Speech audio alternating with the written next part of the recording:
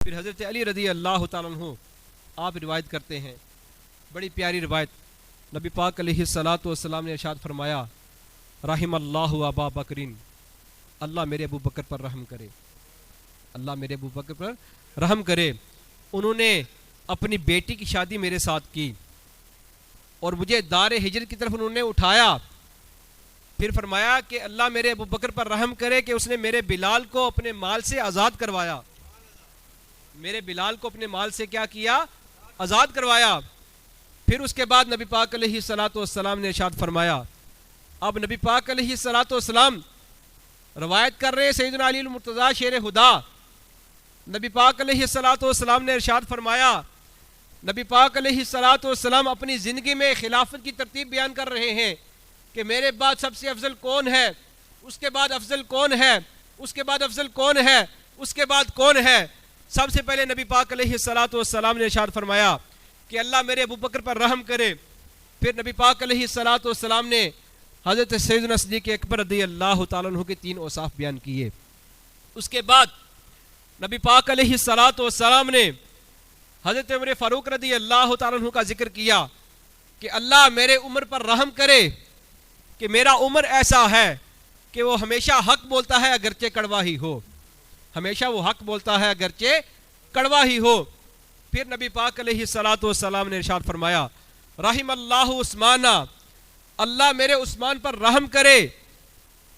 یہ ارشاد فرمانے کے بعد نبی پاک علیہ الصلاۃ والسلام نے ان کی شان بیان کی کہ میرا عثمان ایسا ہے کہ میرے فرشتے بھی، اللہ کے فرشتے بھی عثمان سے حیا کرتے ہیں۔ پھر نبی پاک علیہ الصلاۃ والسلام نے ارشاد فرمایا، رحم اللہ علی، اللہ میرے علی پر رحم کرے کہ علی ایسا ہے،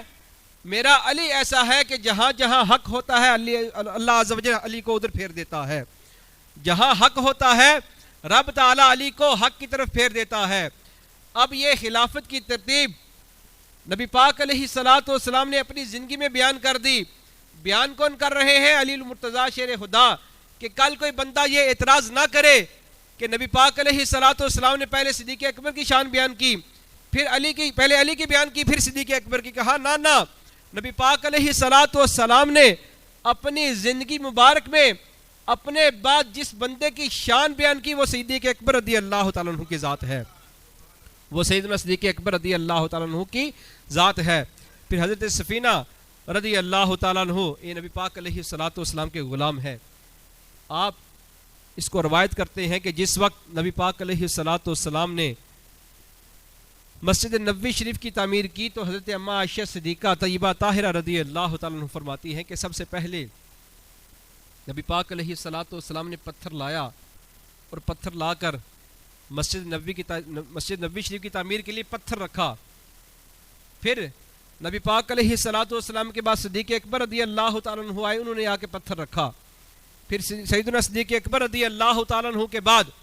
سیدنا عمر فاروق رضی اللہ تعالیٰ عنہ آئے، انہوں نے آ کر پتھر رکھا۔ پھر حضرت عثمان غنی رضی اللہ تعالیٰ عنہ آئے، انہوں نے آ کر پتھر رکھا۔ راوی کہتے ہیں کہ شاید حضرت علی المرتضیٰ شیر خدا اس وقت وہاں حاضر نہ تھے۔ جب پتھر رکھ چکے پھر نبی پاک علیہ الصلاۃ والسلام نے غیب کی خبر دی، فرمایا کہ یہی ترتیب میرے بعد خلافت کی بھی ہوگی، یہی ترتیب میرے بعد خلافت کی ہوگی کہ یہ حضرات میرے بعد اسی طرح جو ہے وہ خلیفہ بنیں گے، یہ حضرات میرے بعد اسی طرح کیا کریں گے؟ خلیفہ بنیں گے۔